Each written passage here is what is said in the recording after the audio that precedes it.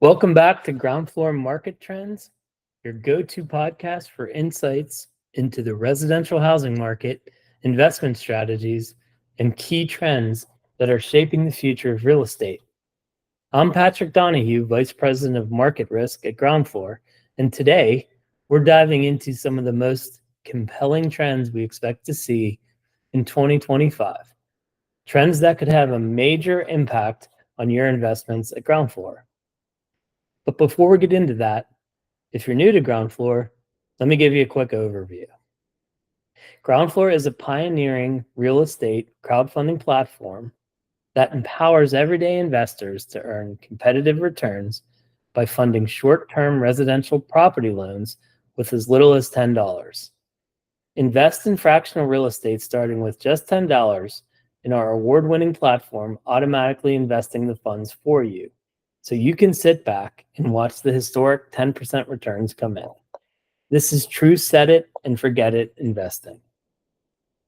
Now let's address a significant development that's on everyone's radar: the likely upcoming rate cut from the Federal Reserve.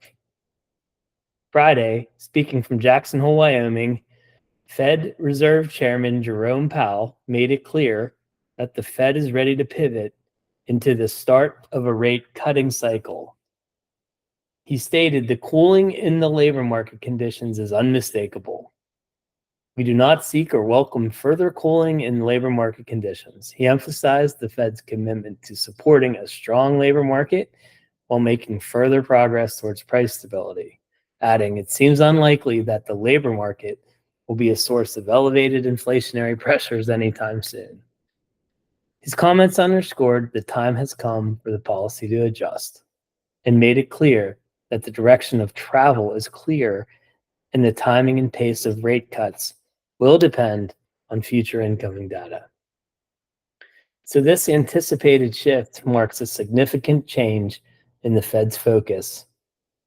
Since March 22, the Fed Reserve has been primarily concerned with controlling inflation, in line with its dual mandate from Congress, maintaining both maximum employment and stable prices. However, starting in September of 2024, next month, when the Fed is expected to make its first rate cut, the focus will shift back to supporting employment. For us in the real estate investment space, this is a critical event. Lower borrowing costs will not only make financing more accessible, but also likely stimulate activity across the housing market. The signs that the Fed's effort to slow inflation might be working, or possibly even overshooting, this shift in policy could pave the way for a more favorable environment for first-time home buyers, fix and flippers, and sellers alike. So keep a close eye on this. It's going to be a key factor in how the market evolves over the next year. Now let's talk about the first of the key trends we expect to see in 2025. The resurgence of the first-time home buyer. We anticipate this group will regain market share, moving closer to the long-term average of nearly 40%. This resurgence, especially significant given the important role first-time home buyers play in driving the overall health of the real estate market. To better understand this group, let's take a look at who the average first-time home buyer was in 2023.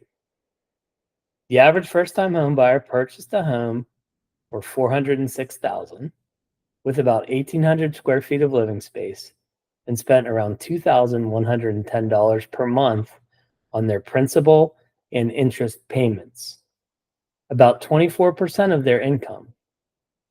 The typical first-time home buyer was about 38 years old, had a credit score of 722, and made a median down payment of 5%, which is roughly $13,000.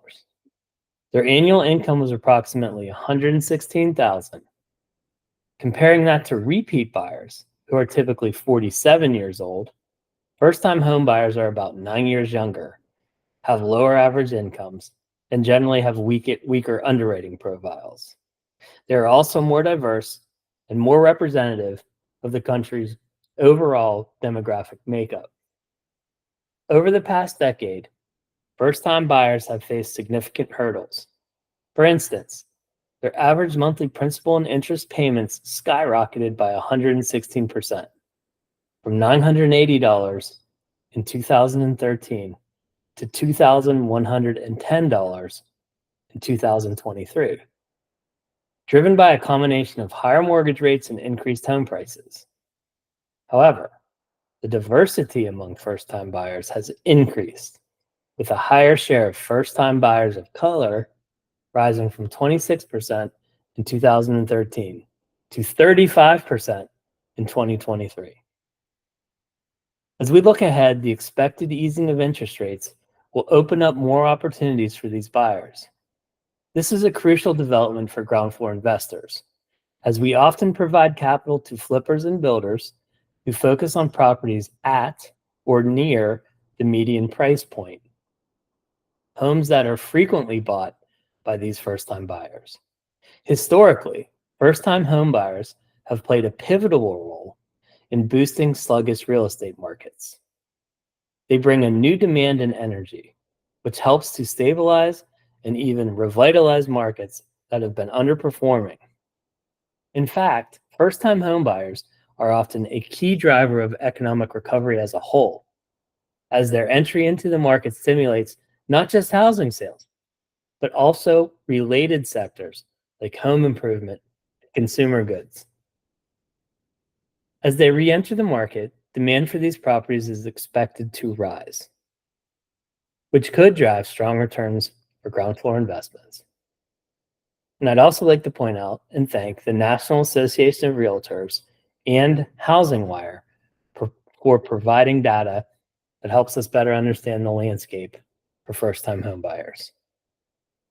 Now, let's explore the outlook for profit margins in 2025 for home renovators and sellers.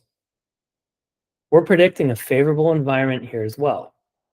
Deflationary trends in building costs are expected to continue, meaning lower expenses for materials and supplies. This is great news for home flippers and builders alike, because when costs go down, their profits go up. And here's how it works. If a builder or flipper can save money on materials like lumber, concrete, or appliances, that means they can spend less on each project while still sell the renovated property at a competitive market price. The difference between what they spend and what they sell is their profit, so lower costs directly translates into more money into their pockets.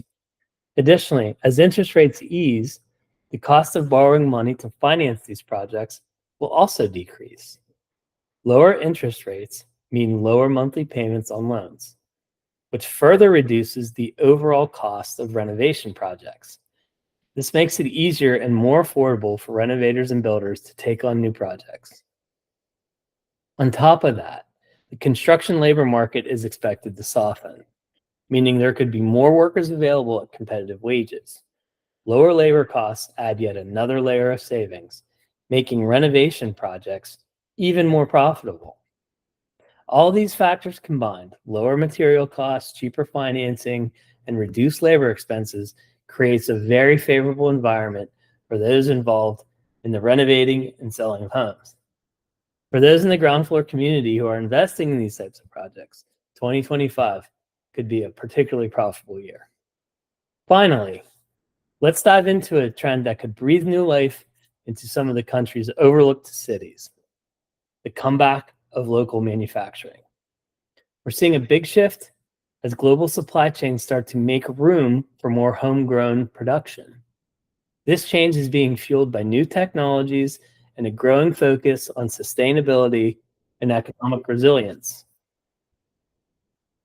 A 2024 report published by the NIOP Research Foundation in partnership with Newmark examined the surge of manufacturing jobs reshoring and its impact on industrial real estate, local communities, and the broader economy. Among these key findings were that firms in high-tech, automotive, energy, and biomanufacturing sectors are making the largest investments in new manufacturing in the US. Over the next 10 years, new construction into these projects is expected to expand the footprint of U.S. manufacturing space by as much as 13%. Investment has been particularly concentrated in the Midwest and the Southeast, with new manufacturing plants announced in every U.S. state. Most of this new construction is expected to occur in secondary or tertiary market locations that can offer adequate supplies of affordable energy and skilled labor. For real estate investors, this trend presents a unique and welcome opportunity.